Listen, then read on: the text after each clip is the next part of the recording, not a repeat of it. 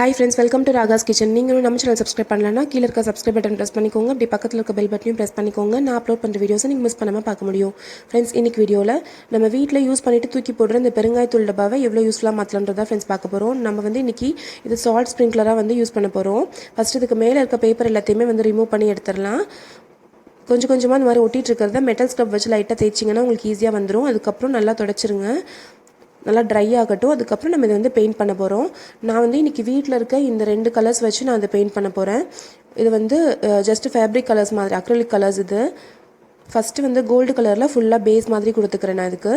So இந்த மாதிரி நம்ம கொஞ்சம் கலர் பண்ணிவிட்டு டெக்கரேட் பண்ணிவிட்டு வைக்கிறப்ப பார்க்குறதுக்கு ரொம்ப அழகாக இருக்கும்.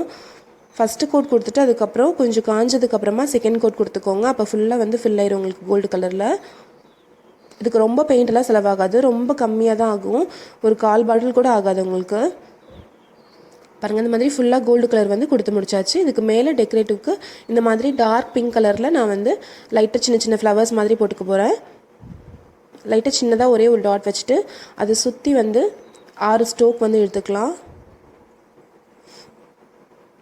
உங்களுக்கு எந்த மாதிரி டிசைன்ஸ் தோணுதோ அந்த மாதிரி போட்டுக்கலாம். உங்ககிட்ட எந்த பெயிண்ட் அவைலபிளாக இருக்கோ அதை கூட நீங்கள் யூஸ் பண்ணிக்கலாம் டெக்கரேட் பண்ணுறதுக்கு. இதே மாதிரி இப்போ இங்கே ஒரு ஃப்ளவர் போட்டிருக்கோம் இல்லையா, இதே மாதிரி கொஞ்சம் கேப் விட்டு நிறைய ஃப்ளவர்ஸ் போட்டுக்கலாம்.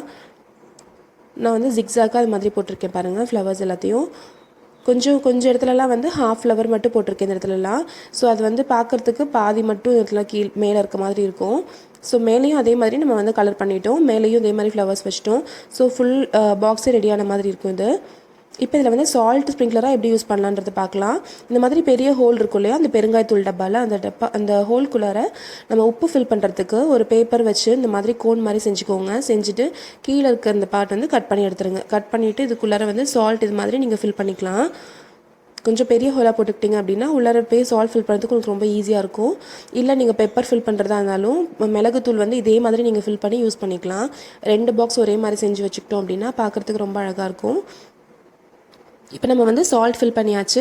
நீங்கள் லைட்டாக இந்த மாதிரி க்ளோஸ் பண்ணிவிட்டு கொஞ்சம் மட்டும் இந்த இதில் ஓப்பன் பண்ணி நீங்கள் சால்ட் இது மாதிரி தட்டி விட்டீங்க அப்படின்னா இவ்வளோ சால்ட் வரும் உங்களுக்கு இவ்வளோ வேண்டாம் அப்படின்னு நினச்சிங்கன்னா கொஞ்சம் பாக்ஸை க்ளோஸ் பண்ணி வச்சுட்டு இந்த இடத்துல ஒரே ஒரு சின்ன ஹோல் மட்டும் இந்த மாதிரி போட்டுக்கலாம். இந்த மாதிரி ஹோல் போடுறதுனால உங்களுக்கு ரொம்ப கம்மியாக தான் சால்ட் வெளியில் வரும்.